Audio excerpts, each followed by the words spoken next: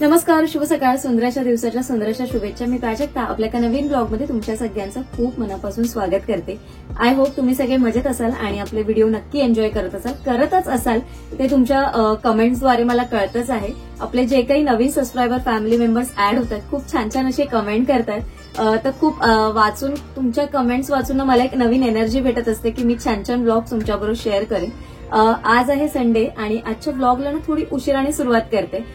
थोडा घसा खवखवत होता म्हणून ना मी सकाळपासून म्हणजे कालच थोडा खवखवत होता पण मी लक्ष नाही दिलं आणि आज सकाळी मग थोडंसं जास्त वाटायला लागलं आणि मला एकदम हातपाय पण खूप दुखत होते थोडंसं. तर मी म्हटलं की आज थोडा आपण रेस्ट करूया. मग थोडी गोळी घेतली पण मला आता बरं वाटतंय. तर मी म्हटलं आज आपण शेअर करूया कारण माझी संडे आहे ना, संडेचीच माझी बरीचशी अशी कामं जर मी करून घेतली तर मला खूप बरं पडतं आठवड्यामध्ये. म्हणून मग तिथे टाइमपास मी अजिबात करत नाही, टंगळमंगळ अजिबात करत नाही कामांमध्ये. तर आणि कसं झालंय, हळदी कुंकू पण करायचं मला. ऍक्च्युली मला आजच हळदी कुंकू करायचं होतं पण मला काल आहे ना थोडं बरंच वाटत नव्हतं, थोडासा घसा वगैरे खवकत होतं. तर मी म्हटलं माझं उद्याचं काय नक्की नसणार आहे कारण मला अजून त्रास होईल म्हणून मग मी ते हळदी कुंकू पोस्टपोनच केलंय. आता बघू 1-2 दिवसात मी करेन आणि ब्लॉग नक्की तुमच्याबरोबर शेअर करेन. आज आहे ती थोडी हळदी कुंकूची मी तयारी कशी करणार आहे, मी काय काय करणार आहे, माझ्या डोक्यात काय विचार असतो ते आजच्या व्हिडिओमध्ये तुम्हाला बघायला मिळणार आहे. आणि अजून एक गोष्ट जी आहे जी मी माझ्या किचनसाठी घेतलेली आहे. बऱ्याच वेळेस मी जेव्हा वस्तू घेते तर मी विचार करते ना, अरे मी ह्या सगळ्या गोष्टी घेते पण जी खूप महत्वाची गोष्ट जी माझ्या किचनमध्ये युज होणार आहे ती मी घेत नाहीये कारण माहिती नाही म्हणजे माझ्या ती मनासारखी मिळत नव्हती, कधी माझ्या बजेटमध्ये नव्हती किंवा माझ्या डोक्यात काहीतरी वेगळाच विचार होता ती वस्तू खरेदी करताना किंवा तसं पाहिजे तसं होत नव्हतं. ती गोष्ट मी आज घेतलीये तर मी म्हटलं आज तुमच्याबरोबर ती देखील नक्की शेअर करणार. पण त्याच्या आधी जसं मी म्हटलेलं की मला गाजराचं लोणचं करायचं होतं तर गाजराचं लोणचं खरंच खूप छान सुंदर असं लागतं. तुम्ही ट्राय करा. आज मी रेसिपी शेअर करते आणि कशी वाटते तुम्हाला मला नक्की कमेंट करून सांगा. तर जास्तची बडबड न करता आपण पहिलं गाजराचं लोणचं बघून घेऊया आणि नंतर मग पुढचा ब्लॉग नक्की कंटिन्यू करेल. चला तर ब्लॉग कुठेही स्किप न करता सुरुवातीपासून शेवटपर्यंत बघा. तर इथे बघा हे साहित्य आहे. इथे मी एक गाजर घेतलेला आहे. त्याच्यानंतर इथे मी 2 ज्या मोठ्या लसूण असतात ना त्या मी कापून घेतलेल्या, जास्त बारीक नाही कापल्यात, अशा 2-2 किंवा 3-3 फोडी टाकल्यात. ह्या 4 लसूण घेतल्यात मी. इथे मी मिरची घेतलीये, इथे मी दाखवायला ठेवलीये. अशा वाल्या ज्या मिरच्या मिळतात कमी तिखटाच्या असतात आणि टेस्टला जेव्हा मुरतात ना तेव्हा खरंच खूप छान लागतात. ती 1 मिरची घेतलेली आहे. थोडा आंबा होता माझ्याकडे तर अर्धा आंबा घेतलेला आहे मी इथे कापून. आणि इथे मेथीचे दाणे आहेत. एक अर्धा चमचा पण नसतील, एक छोटा एवढा चमचा असतील, एवढा छोटा चमचा. लसूण ठेवलेले आहेत, अख्ख्याच ठेवलेले आहेत, छोट्या आहेत त्या आणि मोठे होते त्याच्या मी फोडी कापून घेतलेल्या आहेत. त्याच्यानंतर ही राईची डाळ घेतलेली आहे. इथे मी 1 चमचा लाल मिरची पावडर घेतली आहे. हा फक्त कलरसाठी आहे, तिखटाची नाहीये. थोडंसं त्याच्यामध्येच हळद घेतलीये. आणि इथे आहे ना हे मीठ आहे. मीठ बाजूलाच असं सेपरेट काढून ठेवलंय, रोजचं वापरातलं नाही घेतलंय म्हणून असं डब्यात काढून ठेवलंय. आणि इथे मी तेल घेतलंय. या तेलामध्येच ना जेव्हा हे तेल गरम करू आपण छानपैकी तेव्हा हे तेल थोडंसं थंड झालं की त्याच्यामध्ये हिंग टाकायचं आपल्याला अर्धा चमचा आणि मग हे थंड करून घ्यायचंय आणि मग हे तेल आपल्याला वापरायचं. डायरेक्ट आपण तेल वापरायचं नाहीये. आता हे सगळं मिक्स करूनच घेणार आहे मी. त्याच्यामध्ये आता आपल्याला मीठ लावून घ्यायचंय पहिलं आणि यामध्येच आपण हे जे लाल तिखट आहे ते ओतून घेणार आहे मी आणि हे आता मिक्स करून घ्यायचंय आपण. आणि बाकीचं जे सगळं आपल्याला ते नंतर मिक्स करायचं याच्यामध्ये. हे पहिलं एक ना मिक्स करून एक 5 मिनिटं मी ठेवून देते. आता 5 मिनिटं झाली आहेत. 5 मिनिटानंतर आहे ना मी याच्यामध्ये ही राई टाकून घेणार आहे. मी एक 3 छोटे चमचे घेतलेली आहे ही राई.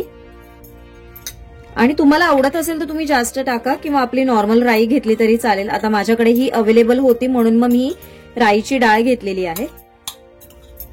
आणि यामध्येच आता हे हिंग घातलेलं जे आपलं तेल आहे ते एक थोडंसं मी ओतून घेणार आहे, पूर्ण ओतणार नाही आहे. आणि जस्ट मिक्स होण्यापुरतं म्हणजे मसाला, मीठ, राई जी आपण ओतली आहे ते सगळं एकमेकाला मिक्स होण्यापुरतं मी इथे हे तेल याच्यामध्ये ओतलेलं आहे. आणि बाकीचं तेल आपण जेव्हा बर्नीत ट्रान्सफर करू ना तेव्हा आपल्याला ओतायचंय. आता बर्नीमध्ये जेव्हा आपण लोणचं भरणार आहोत ती देखील माझी एक पद्धत आहे. आता ही बरणी आहे ना मी छानपैकी उन्हात सुकवून घेतलेली, वाळवून घेतलेली आणि नंतरच आपण याच्यामध्ये आता भरणार आहोत. भरताना मी काय करणार आहे ना, हे गाजर आहे हे पहिलं एक लेअर मी खाली आपण असं लावून घ्यायचंय आता ह्यावरतीच आहे ना मी ही जी लसूण घेतलेली ती ठेवणार आहे अशी, आणि हे जे मेथीचे दाणे आहेत ना ते असे ओतणार आहे. आता यावरती आपल्याला थोडंसं तेल हे ओतून घ्यायचंय आणि मग परत आपल्याला हा लेअर करायचा आहे, परत दुसरा लेअर. आपण आता तेल कमी याच्यासाठी ओततोय ना, कारण आता उद्या सकाळी जर तुम्ही बघाल ना तर हे सगळं याच्यामध्ये पाणी सुटून आहे ना हे परत खाली आपोआप बसून जाईल आणि मग जास्तीचं एक्सेस ऑइल होतं. त्याच्यामुळे जेवढी गरज आहे ना तर आपल्याला वाटलं कमी वाटलं तर दुसऱ्या दिवशी सकाळी आपण परत गरम करून अशाच पद्धतीने ते तेल ओतून घ्यायचंय. आता इथे मी परत एका साईडला लसणाने ना खूप छान अशी टेस्ट येते, तुम्ही ट्राय करून बघा. आणि लोणच्यामधला लसूण तर खूप छान असे कसाच लागतोच, असं आपण हे करून घेणार आहोत. आणि ना हे लोणचं आहे ना आपल्याला जास्त दाबून भरायचं नाहीये हा, कारण जास्त दाबून भरलात ना तर मग नंतर जेव्हा हे लोणचं जेव्हा बसत जातं ना तेव्हा आपल्याला अंदाजा येत नाही. आपण असं वरच्या वरतीच भरायचंय, म्हणजे त्याला जसं असं पाणी सुटत जाईल ना ते आपोआप खाली असं बसत जाईल. आता हे जे सर्वात शेवटी जे तेल आहे ते एक मी फायनल असं साईडने ओतून घेते, जे आपलं हिंगाचं तेल आहे ते. आणि आता आपल्याला ना हे झाकण लावून असंच व्यवस्थित एक 2 ते 3 दिवस छान मुरायला ठेवायचं. पण रोज सकाळी आपल्याला याच्यामध्ये गरज असेल ना तर आपल्याला तेल ओतत राहायचं आहे, त्याने तेलानेच हे लोणचं छान असं टिकणार आहे, गरम केलेल्या तेलानेच. तर अशा पद्धतीने आपलं हे गाजराचं लोणचं तयार झालेलं आहे. मी 2 ते 3 दिवसानंतर पुढच्या ब्लॉगमध्ये तुमच्याबरोबर नक्की शेअर करेन. तोपर्यंत तुम्हाला जर हे रेसिपी आवडलं तर नक्की तुम्ही ट्राय करा आणि मला कमेंट करून नक्की सांगा. तर आता ही जी गोष्ट आहे जी मला बऱ्याच दिवसापासून माझ्या किचनसाठी घ्यायची होती. तुम्ही म्हणाल हा डब्बा दिसतो, तर डब्बा नाहीये, हा मसाल्याचा डब्बा आहे आणि खूप सुंदर असा मला हा डब्बा मिळाला आणि स्टीलमध्ये आहे. ह्याच्यामध्ये बरेचसे प्रकार येतात, म्हणजे इथे मध्ये ग्लास येतो, पण तो ना ग्लासचा जो असतो तो ग्लास नसतो ऍक्च्युली, माझ्यामध्ये ना प्लास्टिकमध्ये थोडा कचाकडी टाईप असतो आणि ना तो जसं आपण त्याला घासतो किंवा जसे दिवस जातात ना तसं तो त्याचा ना ग्लॉसी असतो ना पणा जो असतो तो सगळा निघून जातो. मग मी हा असाच स्टीलचा घेतला आणि खरंच खूप हेवी आणि व्यवस्थित आहे. असं जर आपण त्याला करून बघितलं तर असंही कुठेही होणार नाही. आणि ना मेन म्हणजे याची जी कडा आहे ना ती अशी आहे बघा, म्हणजे ज्याच्यामुळे ना बऱ्याच वेळा ना मग ते साईडला असे क्रॅक जातात आणि मग आपलं स्टीलचं जे काही भांडं असतं ना ते वेस्ट होतं. असं स्टीलच्या डब्यांमध्ये बरंच असं होतं. आणि हा मी जिथे हळदी कुंकूसाठी भांडी घ्यायला गेलेली, दरवर्षी मी तिथेच जाते होलसेल मार्केटमध्ये, तर तिथून मी घेतलाय. तुम्ही गेस करा की हा डब्बा मला कितीला मिळाला असेल, म्हणजे माझ्या बजेटमध्ये आणि सगळ्याच गोष्टीच्या दृष्टीने तुम्हाला कसा वाटतोय. या आतमधल्या ज्या बॉटल आहेत ना ह्याचा शेप खूप छान आहे, म्हणजे नेहमी आपल्याला राऊंड मध्ये गोल मिळतो, तर राऊंड मध्ये नाहीये, हा असा उभट असा थोडासा शेप आहे. हा पण बघून मला आवडला, तर म्हटलं आपण हाच फायनल करूया. आणि ना याचं स्टील म्हणजे खूप चांगलं आहे, म्हणजे व्यवस्थित मिळालं. बाहेर जेव्हा मी बघितले ना डब्बे त्याचं ना स्टील थोडा क्वालिटी तेवढी चांगली नव्हती. ऍक्च्युली ह्यांच्याकडचाच माझ्याकडे ना स्टीलचा आपला चपातीचा डब्बा आहे, स्टीलचा डब्बाच मी वापरते चपातीसाठी पण, तर हा पण मला तसाच मिळाला आणि खूप चांगलं असं क्वालिटी आहे. तुमच्याकडनं मला याची प्राइस ऐकायला मला आवडेल की माझा अंदाज किती आहे, की खरंच मला हा होलसेल रेटमध्ये मिळाला आहे की नाही, कारण आपल्या बऱ्याच मैत्रिणी असतील त्यांना हे सगळं माहिती असेल होलसेलमध्ये काय रेट आहे आणि आता आपण जर रिटेलमध्ये घ्यायला गेलो तर किती आहे. तर तुम्ही मला नक्की कमेंट करून सांगा, म्हणजे मला पण पुढच्या वेळेसाठी काही वस्तू परचेस करताना मला देखील नक्की फायदा होईल त्याचा. तर नक्की कमेंट करायला विसरू नका. तर चला आता आपण पुढचा ब्लॉग कंटिन्यू करूया.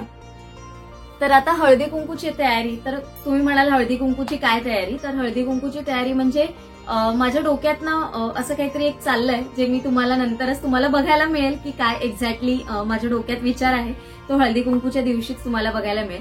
हळदी कुंकू म्हणजे खूप असं काही मोठं असं फंक्शन नसतं, साधं सिंपल असं घरच्या घरी फंक्शन असतं.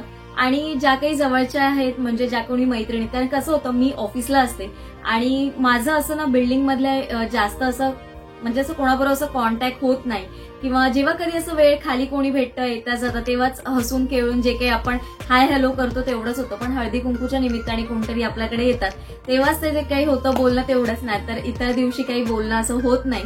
तर हळदी कुंकूच्या निमित्ताने 2 गोष्टी आता करायच्या आहेत मला. त्या म्हणजे एक म्हणजे तिळाचे लाडू करायचे. तिळाचे लाडू केलेले 14 जानेवारीला, ते संपलेत कारण ऑफिसमध्ये वगैरे नेले, आजूबाजूला द्यायचे होते, ते सगळं देऊन झालं. आणि आता हळदी कुंकूच्या निमित्ताने लाडू करायचे आणि चॉकलेट्स बनवायचे. तर चॉकलेट्स यासाठी ना की लहान मुलं देखील येतात हळदी कुंकूमध्ये, तर म्हटलं त्यांना काय द्यावं, तर मी दरवर्षी बनवते, ह्याच वर्षी असं नाही. आता जवळजवळ म्हणजे 4 वर्ष झाली मी बनवतेच आहे, हे चॉकलेट्स बनवतेच आहे. तर मग बरं वाटतं की असं त्यांना पण असं काहीतरी मिळालं ना हळदी कुंकूच्या दिवशी, कारण गिफ्ट मग त्यांना काही देणार, तर मग असं वाटतं की अरे आपण त्यांना चॉकलेट्स देऊया. तर मग मी चॉकलेट्स घरच्या घरी बनवते आणि ते देखील खुश होऊन जातात मुलं.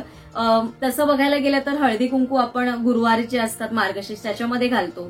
त्याच्यानंतर श्रावणात माझ्याकडे आकवारणी वाढली जाते. त्याच्यानंतर आपण म्हणाल तर मध्ये नवरात्र असतो, त्याच्यामध्ये अष्टमीला जेव्हा काही होम वगैरे असतो तेव्हा कन्या ज्या असतात त्यांना पूजन केलं जातं. तर अशा वेळेस पण होऊन जातं. पण मग आता जेव्हा येतात ना मुली, मग त्यांना असंच कसं पाठवायचं, म्हणून मग चॉकलेट्स बनवते. तर आज तेच रेसिपी तुमच्याबरोबर शेअर करते. चॉकलेटची रेसिपी इझी आहे, तुम्हाला सगळ्यांना देखील माहिती असेल, पण मी कशा प्रकारे पॅकिंग करणार आहे तेच मी तुमच्याबरोबर शेअर करणार आहे. आणि अशा पद्धतीने जर करून ठेवलं ना तर आधीचा जो आपला टाइम वाचणारा असतो तो वाचू शकतो. म्हणून या सगळ्याचा खटाटोप असतो. आणि चॉकलेट्स वगैरे ना आरामात 1 ते 1.5 महिना फ्रीज शिवाय बाहेर आरामात राहू शकतात. फक्त तुम्ही त्याला कसं ठेवता ना याच्यावर सगळं असतं. जर तुम्ही व्यवस्थित ठेवलं ना, म्हणजे काय करायचं ना, सारखं फ्रीजमध्ये किंवा बाहेर फ्रीज असं करायचं नाही. बाहेर तर बाहेर ठेवा, फ्रीजमध्ये तर फ्रीजमध्ये स्टोअर करा. पण फ्रीजची पण गरज नाही. उन्हाळा असला तरीही मी चॉकलेट्स फ्रीजमध्ये स्टोअर करून ठेवत नाही. मी ऍक्च्युली एक्स्ट्राची बनवतच नाही, जशी ऑर्डर येते तशाच बनवत जाते मी. पण कधी जर बनवली ना तर मी फ्रीजमध्ये स्टोअर करून ठेवतच नाही, ती बाहेरच ठेवते. कधी कोणी आलं ना तर माझ्याकडे समोर टिपो आहे, त्याच्यावरती एक छोटी बॉटल असते, त्याच्यामध्ये चॉकलेट्स ठेवलेले असतात. कोणी आलं ना तरी पटकन ते चॉकलेट्स दिलं किंवा असं पुढे केला बाउल तरी ती लोक खुश होऊन जातात मुलं, कारण बाहेरच खेळत असतात. आमच्या इथे खूप मोठा असा स्पेस आहे, तो मुलं नेहमी फिरतच असतात आणि ती पटकन अशी आतमध्ये येणार आणि मग काकी काकी काकी काकी करतात. मग ठीक आहे, त्यांना एक दिला ना की ते लोक खुश होऊन जातात. तर चला, बोलणं तर आपलं काही संपणार नाही, चालूच राहतं. तर मला पण आता संध्याकाळ झाली ऑलमोस्ट, कारण मी जसं म्हटलं सकाळपासून काही शूट केलं नाही आणि मला जमलंच नाही. तर आज दोन्ही पण टायमिंगचं मी जेवण एकदाच करून घेतलं, कारण म्हणजे नंतर ही सगळी मला कामं करायची होती. तर चला आता आपण चॉकलेट्सचं पॅकिंग कसं मी करते ते देखील बघायला मिळेल तुम्हाला, आणि छानपैकी चॉकलेट्स कसे बनवू शकतो ते देखील बनवायला मिळेल. चला तर बघा, मी नाही ते 2M कंपनीचा डार्क कंपाऊंड बार वापरते. मॉडे कंपनीचा पण येतो, पण मोडेचा मी नाही वापरत. तो ना थोडासा कडवट असतो. डार्क चॉकलेट कंपाऊंड आहे ना, तर तुम्ही 2Mचं जर टेस्ट केलं ना तर हे तुम्ही इझिली खाऊ शकतात. हे कडवट म्हणजे जो कडूपणा असतो ना तो याच्यात अजिबात लागत नाही, डार्क जरी असलं तरी. आणि डार्क मधली चॉकलेट चांगली होतात, म्हणून मग डार्क कंपाऊंडच मी वापरते. मोडेचा जो घेतो तो थोडा कमी रेंजमध्ये, आय थिंक 90-95 रुपीजला आपल्याला मिळतो. तर हा 95 नाहीये, हा थोडा जास्त मध्ये मिळतो. मला ह्याच्यावर 140 आहे, पण इथे बघू शकता MRP 140 आहे. पण मग हा मला 115ला मिळतो, जिथून होलसेलमध्ये घेते. कधी 110ला असतो, कधी 115ला असतो. जर होलसेलमध्ये घेतलं तर मला हा त्या रेंजमध्ये मिळतो. मी यासाठी तुम्हाला सांगते ना की तुम्ही देखील ही घरच्या घरी बनवा. आणि या पूर्ण बारमध्ये हा 500 ग्रामचा आहे. मॉडेचा जो येतो तो 400 ग्रामचा असतो, हा 500 ग्रामचा आहे. आणि यामध्ये जवळ ना 55 ते 60 चॉकलेट्स तुम्ही बनवू शकता. जर एकदम छोटी छोटी चॉकलेट्स जर तुम्ही बनवली ना तर त्याच्यापेक्षा देखील जास्त होतात. पण मीडियम साईज जर तुम्ही चॉकलेट याच्यामध्ये बनवली तर 55 ते 60 आरामात याच्यामध्ये चॉकलेट्स बनतात. तर बघा, हे असं पॅकिंग आहे याचं. आणि होलसेलमध्ये जर तुम्ही जिथे पण जी दुकानं असतात तिथे गेलात ना तर तुम्हाला होलसेल रेटनेच मिळेल, जो याच्यावर छापील किंमत आहे ती मिळणार नाही. तर अशा पद्धतीने हा डार्क येतो, व्हाईट येतो, मिल्क येतो. मी डार्कची बनवते आता. चला तर मग. तर अजून एक इथे मी टिप देते तुम्हाला. बेकिंगचे कुठलेही पदार्थ तुम्ही घरी जर बनवत असाल ना तर त्याचा जे काही आहे ना टेम्परेचर बघून घ्या, कारण फ्रीज मधली कुठलीही वस्तू असली नाही पाहिजे बेकिंग करताना. मैदा म्हणा, बेकिंग पावडर, बेकिंग सोडा किंवा हे चॉकलेट्स किंवा आतमध्ये जे काही नट्स वापरणार आहेत ते तुम्ही आहे ना रूम टेम्परेचरवरचे वापरा. अशाने तुमचं जे काही तुम्ही पदार्थ बनवाल ना तो कुठेही फसणार नाही आणि जास्त दिवस टिकायला मदत होईल. तर आता मी हा अर्धा पॅक घेते. पहिला अर्ध्याचा करून घेते, नंतर मग बाकीचे करते. हे आपल्याला मेल्ट करून घ्यायचंय. आपण डबल बॉयलर किंवा मग मायक्रोवेव्ह मध्ये 1-2 सेकंदासाठी हे मेल्ट करून घेतलं ना तर छान अशी सेट होतात.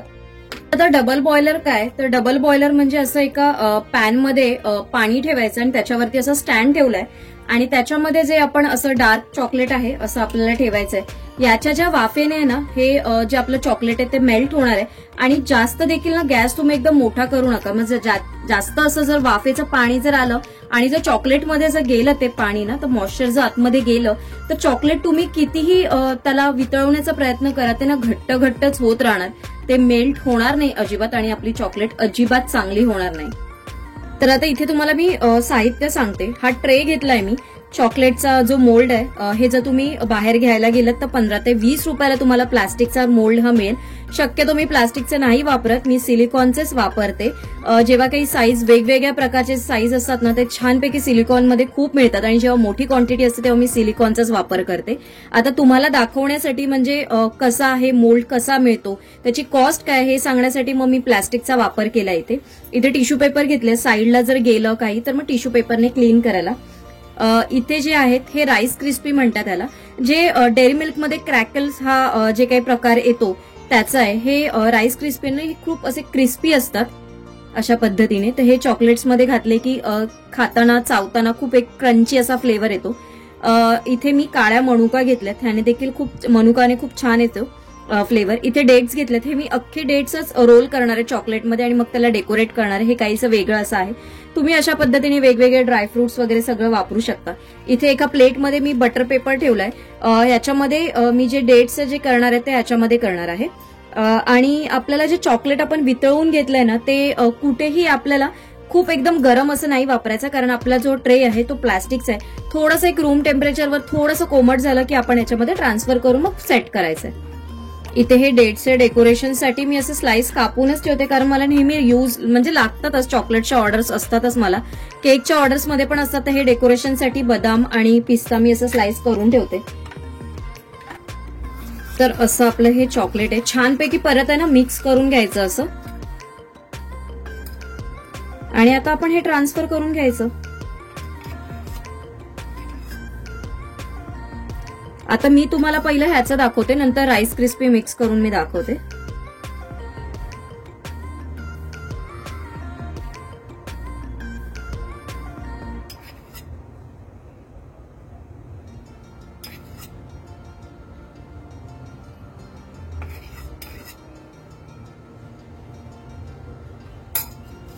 हे असं. त्याच्यानंतर मग आपण याच्यात मनुका टाकून घ्यायच्या.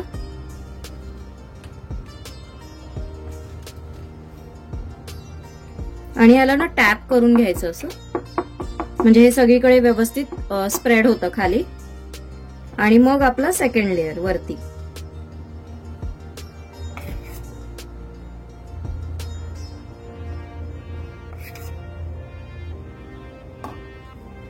आता हे क्लीन मी कसं करते, तर मी असं नाईफ घेते आणि या नाईफने असं मी क्लीन करते.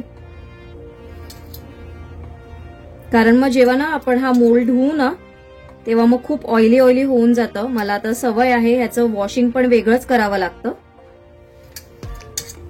हे बघा, हे छान व्यवस्थित मग क्लीन होऊन जातं. आता हे जे राईस क्रिस्पी आहे ना, आपण हे सगळे याच्यात असे ओतून ठेवायचे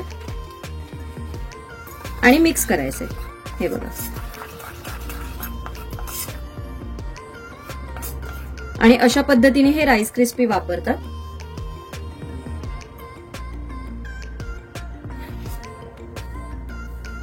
आणि आता पण हे ना फ्रीझरमध्ये 5 मिनिटं आणि नंतर फ्रीजमध्ये 5 मिनिटं अशासाठी, म्हणजे एक 10 मिनिटं टोटल आपण हे सेट करून ठेवायचं.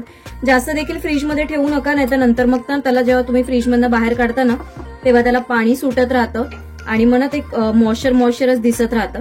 तर आता आपण हे सेट करून घेऊया. प्लेन मध्ये पाहिजे तुम्ही डेट्स तर प्लेन मध्ये देखील करू शकता, प्लेन चॉकलेट वापरून. मी आता हे राईस क्रिस्पी मध्येच हे डीप करून घेते. हे बघा, असं घ्यायचं आणि नंतर ह्याच्यावर आपल्याला जसं पाहिजे तसे असे ड्रायफ्रूट सेट करायचे त्याच्यावरती. खूप छान सुंदर असे दिसतात. जेव्हा हे फायनल जेव्हा आपण फ्रीजमध्ये सेट करून घेतो ना तेव्हा खूप छान दिसतात हे. आणि मुलांना घरच्या घरी जर द्यायचं असेल तर तसं पण डार्क चॉकलेट हे नेहमी चांगलंच असतं आणि डेट्स तर चांगलेच असतात शरीरासाठी. तर अशा पद्धतीने पण तुम्ही देऊ शकता. कधी मुलांना टिफिनसाठी द्यायचं असेल, काही खाऊ द्यायचं असेल तर बाहेरचं चॉकलेट्स खाण्यापेक्षा तुम्ही असं घरच्या घरी बनवून मुलांना नक्की देऊ शकता. आणि याच्यामध्ये तुम्हाला पाहिजे तशी तुम्ही व्हरायटी करू शकता. डिझाईन, डेकोरेशन्स, त्याचं पॅकिंग एक वेगळं अट्रॅक्टिव्ह जर तुम्ही काहीतरी त्याला केलं ना तर मुलं बाहेरचं मागणार नाहीत, नेहमी तुमच्याकडेच हट्ट करतील की मम्मी हे बनवून दे म्हणून. तर अशा पद्धतीने तुम्ही करा आणि मला नक्की कमेंट करून सांगा की आज जी ही मी रेसिपी दाखवली तुम्हाला कशी वाटते. तर इथे बघू शकता छानपैकी आपले हे डेट्स रोल तयार झालेत मस्त आणि दिसतात ना खूप छान. याच्या रोज पेटल टाकल्यानंतर अजून सुंदर असे दिसतील. तर हे ड्राय रोज पेटल पण मी इथे ठेवते. बघा रोज पेटल ठेवलं ना तर अजून एक छान असा लुक आला याला. म्हणजे अशा पद्धतीने थोडा तुम्ही विचार करून जर डेकोरेशन केलं तर ते दिसायला देखील खूप छान वाटतं. हा बिझनेस आहे ना तुम्ही घरच्या घरी इझिली करू शकता आणि याला जास्त असं काही कष्ट असं नाहीये खूप की असा किचनमध्ये बराचसा वेळ जातोय असं देखील काही नाहीये. तर आता आपण हे सेट होईपर्यंत वाट बघूया. इथे आपले हे डेट्स रोल तयार झालेत. नंतर आहे ना ह्याला छानपैकी फिनिशिंगसाठी तुम्हाला पाहिजे तर हे थोडंसं कट करून घ्यायचं आपण आणि याला ना पेपर कप येतात त्याच्यामध्ये जर तुम्ही हे ठेवले ना तर खूप सुंदर असे दिसतील. मी साईडला तुम्हाला फोटो देईन म्हणजे तुम्हाला आयडिया येईल की कसे दिसतात हे पेपर कप आणि खरंच खूप सुंदर डेकोरेटिव्ह. हे जर काचेच्या जारमध्ये तुम्ही फील केले किंवा आपल्या एका बॉक्समध्ये ठेवले ना तर खूप सुंदर असे दिसतात. इथे चॉकलेट्स पण तयार झालेत आणि आता आपण हे डिमोल्ड करून घ्यायचे. बरोबर जर तुम्ही तेवढ्या टाइम टू नुसार म्हणजे टाइम टू टाइम वरती 5 मिनिटं आणि खाली 5 मिनिटं जर ठेवले ना तर व्यवस्थित हे आपोआप निघतात. कारण बऱ्याच वेळा काय होतं ना जर आपण व्यवस्थित टेम्परेचरला हे नाही स्टोअर केले किंवा ठेवले नाहीत ना तर याचं जे फिनिशिंग असतं ना ते प्रॉपर येत नाही. इथून वरतून अर्ध फिनिशिंग जातं किंवा फिनिशिंग जातं म्हणजे कसं आहे ना बऱ्याच वेळा ते ना मोल्डमध्येच इथे हे चॉकलेट इथे राहून जातं मग ते फिनिशिंग येत नाही. मग तुम्ही इथे बघू शकता आता याला किती छान असं फिनिशिंग आलेलं आहे चारही साईडने आणि याला सारखा हात लावायचा नाही. मी खूप ह्याने एकदम बोलतात ना पेशन्सने हे काम करते चॉकलेट मेकिंगचं. तर आता हे साईडला ठेवून घेऊया आपण. आता पॅकिंगचं म्हणाल तर पॅकिंगचे असे हे रॅपचे जे पेपर असतात हे वेगवेगळ्या डिझाईनचे वेगवेगळ्या कलरचे येतात. ते मिळतात मार्केटमध्ये इझिली अवेलेबल. हे वरती टाय करण्यासाठी गाठ मारण्यासाठी आहे. आणि पॅकिंगसाठी मी काय वापरणार आहे तर पॅकिंगसाठी मी इथे ना हे माझ्याकडे वेगवेगळ्या प्रकारचे सगळे अवेलेबलच असतात. तर मी ना छोटीशीच बॅग वापरणार आहे. ह्याच्यामध्ये एक 5-5 चॉकलेट जरी मी टाकली ना तरी भरपूर होणार आणि ह्याचा कलर पण वेगळा आहे. यावेळेस थोडा अशा पाऊच आणलाय आणि असं नवीन नवीन मी काही ना काहीतरी येत असतं ना तेव्हा वेगवेगळं काही ना काहीतरी सॅम्पल पीस म्हणून एक घेऊन येतच असते. आणि हे छोटे आहेत ना हे ब्राउनी बॉक्सेस आहेत. हे मला फक्त रेडी करावे लागतील. रेडी म्हणजे ते फक्त फोल्ड करूनच आपल्याला असे रेडी करून घ्यायचंय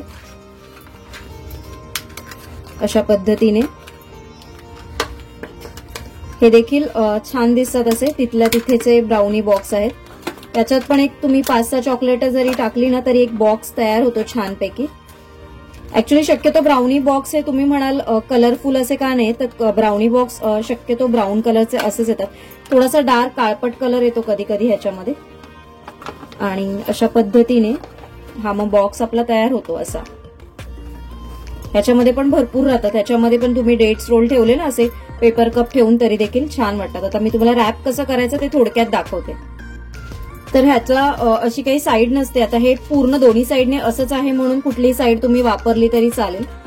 आणि जेव्हा तुम्ही कलरवाले घेतात तेव्हा त्याच्यामध्ये कलर तुम्हाला कळेलच कलरची बाजू बाहेर आणि मग आतली बाजू वेगळी असते ते. आणि या पद्धतीने मग आपण हा असा लावायचा आणि हा जस्ट असा फिरवायचा.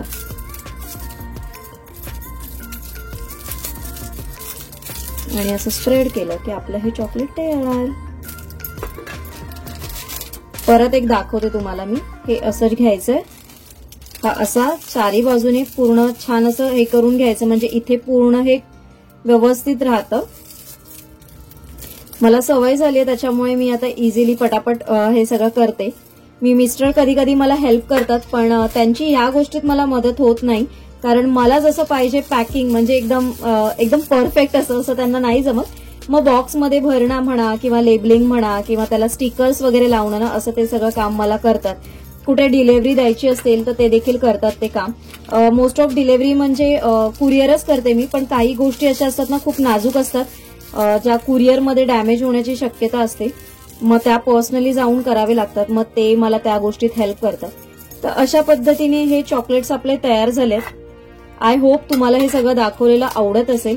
मी याच्या आधी पण सगळं डिटेलमध्ये शेअर केलंय, पण आता जे नवीन फॅमिली मेंबर्स ऍड झालेत त्या सगळ्यांसाठी म्हणून मी हे परत सांगते सगळं हे.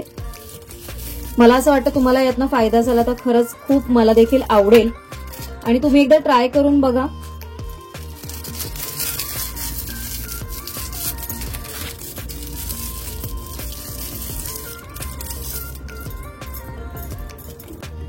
तर बघा आता हे चॉकलेट्स तयार करून झालेत आणि ना माझ्याकडे असे लेबल आहेत रेडी करून घेतले, प्रिंट करून घेतलेत मी. क्वीन ऑफ केक आणि मी इथे लोगो ठेवला आहे बघा. एगलेस म्हणून मी ना असं ग्रीन कलरचं हे एक छोटासा डॉट असं इथे करून घेतलाय. तर असा हा माझा ब्रँड जो आहे क्वीन ऑफ केक, म्हणजे जे मी चॉकलेट्स आणि होममेड केक बेकरी आयटम बनवते त्यासाठीचा हे आहे. तर अशा पद्धतीने तुम्ही देखील हा घरच्या घरी बिझनेस करू शकता आणि खूप सुंदर, म्हणजे जेवढं तुम्ही याच्यामध्ये क्रिएटिव्हिटी द्याल ना तेवढं हे दिसायला खूप सुंदर असं दिसणार आहे. आता मी याच्यातनं ही 5 ते 6 चॉकलेट्स याच्यात इझिली राहू शकतात, म्हणजे जास्त देखील नाहीत आणि कमी देखील नाहीत. अशा पद्धतीने हे असं पॅक करून घ्यायचं आणि नंतर मग आपला लोगो आपण इथे असं लावू शकतो. आता बघा किती छान असं दिसतोय, जसं बाहेर मिळतो तसाच झालाय अगदी. याच्यामध्ये पण बघा ना असं सिल्वर कलर, गोल्डन कलर, थोडं मिक्स मॅच मध्ये कलर शेडेड मध्ये दिसतोय. तर असं मुलांना देखील आतमध्ये काय ना खाण्याची खूप उत्सुकता लागलेली असते. तसं हे लेबल आहे माझा. आणि या बॅगवर पण मी माझा क्वीन ऑफ केकचा लेबल लावते, कारण जरी तुम्ही बाहेरून जरी विकत आणलात ना तरी त्याच्यावर लेबल असतोच असतो. सो आपला ब्रँड आहे तर त्याचं प्रमोशन आपण का नाही करू. हे बघा मी असं छानपैकी क्वीन ऑफ केक इथे लावलेला आहे. जर आपण पूर्ण भरणार असो तर वरती लावा स्टिकर, नाही तर तुम्ही इथे खाली लावा. आणि अशा पद्धतीने आपण हे चॉकलेट्स असे फिल करून घ्यायचे याच्यात. हे बघा छानपैकी आपला असा पाऊच तयार झालाय. तर आय होप मी आज काही जे काही तुमच्याबरोबर शेअर केलंय तुम्हाला आवडलं असेल. तुम्ही ट्राय करा आणि मला नक्की कमेंट करून सांगा. तुमचे काही सजेशन्स असतील ते देखील मला नक्की सांगा. अजून देखील बरीचशी काम आहे, कारण जसं मला म्हणाल तर तिळगुळाचे लाडू देखील करायचे, तिळाचे लाडू. पण आता जर मी शूट करत बसली तर मला अजून वेळ होईल आणि आपला व्हिडिओ पण खूप मोठा होईल. तिळाचे लाडू कसे करायचे ऑलरेडी मी आपल्या चॅनलवर अपलोड केलेला आहे, तर ते आज काही मी शूट करणार नाहीये. आणि आता मला बरीचशी आवरा देखील करायची, कारण ही जी चॉकलेटची भांडी आहेत जे काही त्याचं वॉशिंग वेगळं असतं ते सगळं मी वेगळं करते आणि बाकीचं जेवणाचं जे काही असतं ते सगळं वेगळं. आता थोडे जेवणाची पण कुकर वगैरे लावायचं, चपाती वगैरे देखील भाजायचे, ते सगळं काम करायचंय. चॉकलेटच्या बिझनेसमध्ये मला काय अनुभव आले किंवा मी काही प्रॉब्लेम फेस केले का, किंवा कसे मला ऑर्डर्स मिळाले किंवा ऑर्डर्स मिळण्यासाठी मी काय केलं, याबाबत तुम्हाला काही माहिती हवी असेल किंवा नवीन बिझनेस चॉकलेटबद्दल चालू करायचं असेल तुम्हाला, तर तुम्हाला काही आयडिया हवी असेल तर ते देखील मला नक्की कमेंट करून सांगा. व्हिडिओ बघितल्याबद्दल आणि छान छान कमेंट्स केल्याबद्दल आपल्या मागच्या व्हिडिओमध्ये, त्यासाठी खरंच खूप थँक्यू तुम्हाला सगळ्यांना. आणि असेच व्हिडिओ बघत राहा, असंच तुमचं प्रेम माझ्यावर राहू दे. लवकरच भेटू माझ्या सगळ्या नवीन व्हिडिओ सोबत. तोपर्यंत सगळ्यांना Shri Swami Samarth. Bye bye and take care.